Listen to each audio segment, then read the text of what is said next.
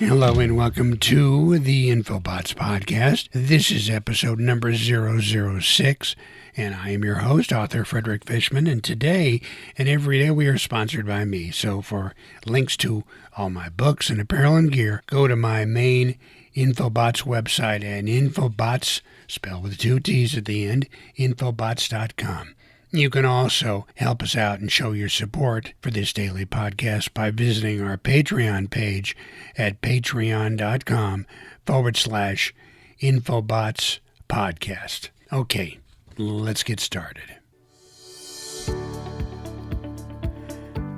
And did you know that several days ago, we ran a story about bats being the possible cause of the coronavirus outbreak around the world? Bats that were sold in a wet market in Wuhan, China, being the specific cause of COVID-19.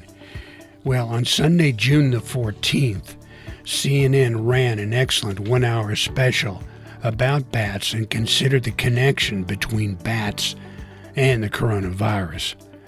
The documentary immediately addressed the coronavirus connection and came up with a conclusion at the very beginning of the program. And that conclusion is that bats are the cause for COVID-19. So with that out of the way, the CNN documentary dove deep into the bat species.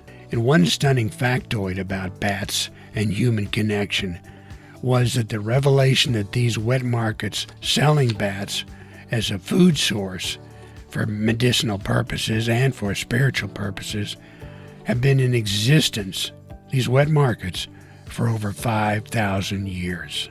And here we are, 5,000 years from the beginning of these markets, and we are in the middle of an ongoing and raging pandemic caused by these creepy-looking creatures. Creepy-looking unless you are a scientist or a bat aficionado, and one was interviewed in this documentary. With over 1,400 species of bats, these nocturnal creatures consist of 20% of the known mammal species. Without them, some parts of the world would be inundated by insect swarms. At night, they sweep the skies of the insect population. Of course, there are fruit and vegetable-eating bats, and even a species of vampire bats that get their nutrition from blood of other animals. Bats do have a place in the system of animals on this planet. Some are considered good luck in some locations around the world. But for now, they may just be the source for the coronavirus. Their immune system allows for the virus to survive. The question is, are we humans getting this dangerous virus from the bat? So, now you know. Thank you for listening. We hope you will support our efforts to bring you this daily Infobots podcast. You can help us out by visiting our Patreon page at patreon.com/Infobots podcast. And join us again for another episode of the Infobots podcast. Bye-bye.